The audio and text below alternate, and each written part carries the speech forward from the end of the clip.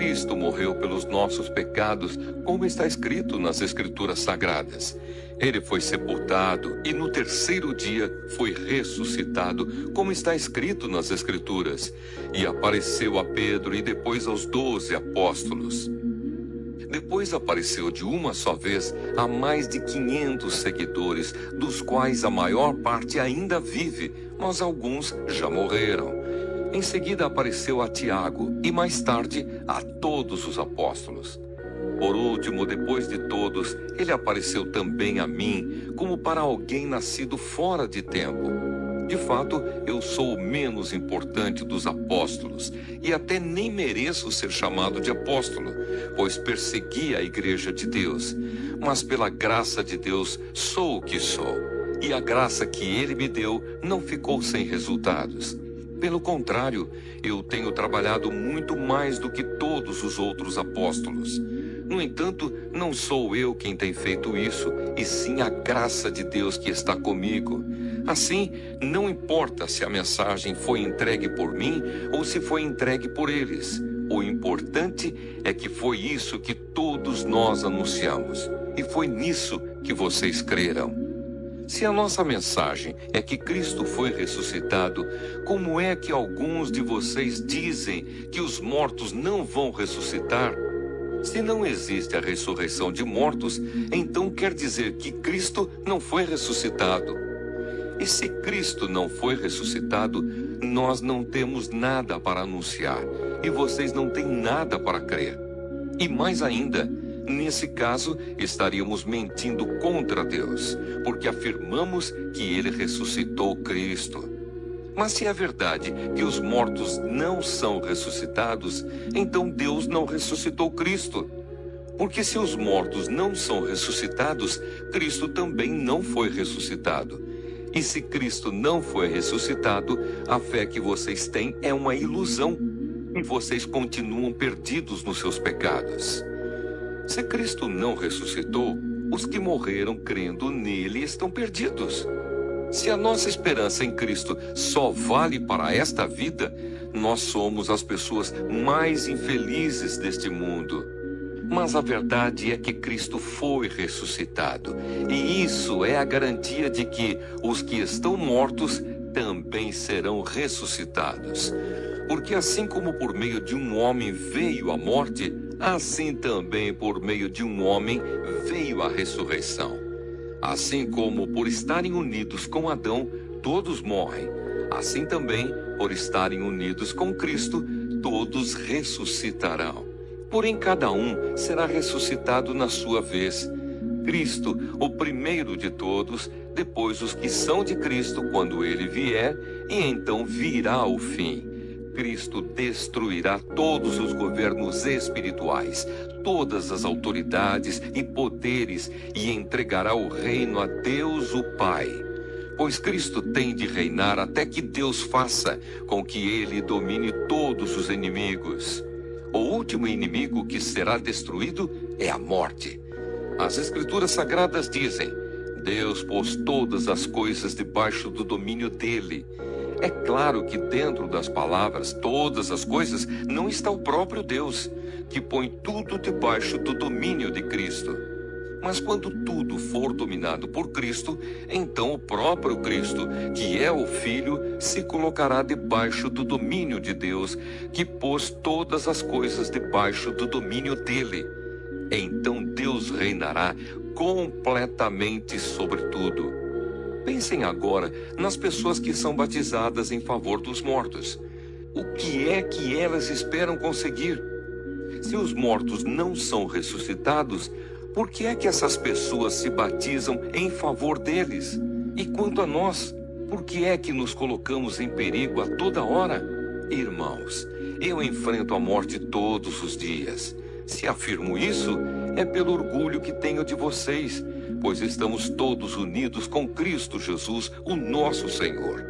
Aqui em Éfeso, eu lutei contra inimigos como se lutasse contra animais selvagens. E se fiz isso somente por interesses humanos, o que foi que eu consegui com isso? Se é verdade que os mortos não são ressuscitados, façamos o que diz o ditado: comamos e bebamos, porque amanhã morreremos. Não se enganem. As más companhias estragam os bons costumes. Comecem de novo a viver uma vida séria e direita. Parem de pecar. Para fazer com que vocês fiquem envergonhados, eu digo o seguinte: alguns de vocês não conhecem a Deus. Mas alguém perguntará: como é que os mortos são ressuscitados? Que tipo de corpo eles vão ter? Seu tolo! Quando você semeia uma semente na terra, ela só brota se morrer. E o que foi semeado é apenas uma semente. Talvez um grão de trigo ou outra semente qualquer, e não o corpo já formado da planta que vai crescer. Deus dá a essa semente o corpo que Ele quer e dá a cada semente um corpo próprio. E a carne dos seres vivos não é toda do mesmo tipo. Os seres humanos têm um tipo de carne, os animais outro, os pássaros outro e os peixes ainda outro. Há também corpos do céu e corpos da terra. Existe um tipo de beleza que pertence aos corpos celestes e há outro que pertence aos corpos terrestres. O sol tem o seu próprio brilho, a lua outro brilho e as estrelas têm um brilho diferente. E mesmo as estrelas têm diferentes tipos de brilho. Pois será assim quando os mortos ressuscitarem. Quando o corpo é sepultado, é um corpo mortal, mas quando for ressuscitado, será imortal.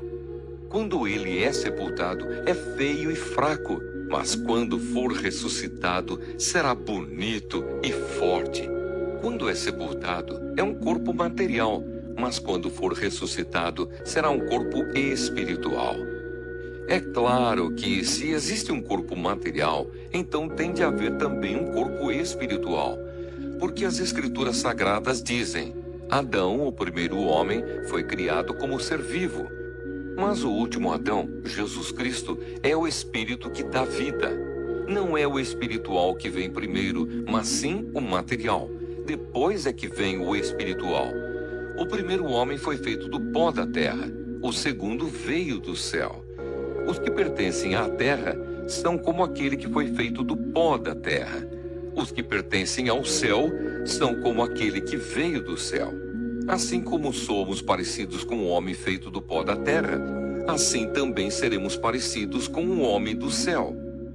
Meus irmãos, o que eu quero dizer é isto: o que é feito de carne e de sangue não pode ter parte no reino de Deus, e o que é mortal não pode ter a imortalidade. Escutem bem este segredo: nem todos vamos morrer, mas todos nós vamos ser transformados num instante, num abrir e fechar de olhos, quando tocar a última trombeta. Ela tocará, os mortos serão ressuscitados como seres imortais, e todos nós seremos transformados. Pois este corpo mortal precisa se vestir com o que é imortal. Este corpo que vai morrer precisa se vestir com o que não pode morrer. Assim, quando este corpo mortal se vestir com o que é imortal, quando este corpo que morre se vestir com o que não pode morrer, então acontecerá o que as Escrituras Sagradas dizem: a morte está destruída, a vitória é completa. Onde está, ó morte, a sua vitória? Onde está, ó morte, o seu poder de ferir? O que dá à morte o poder de ferir é o pecado, e o que dá ao pecado o poder de ferir é a lei. Mas agradeçamos a Deus que nos dá a vitória por meio do nosso Senhor Jesus Cristo. Portanto, queridos irmãos, continuem fortes e firmes, continuem ocupados no trabalho do Senhor, pois vocês sabem que todo o seu esforço nesse trabalho sempre traz proveito.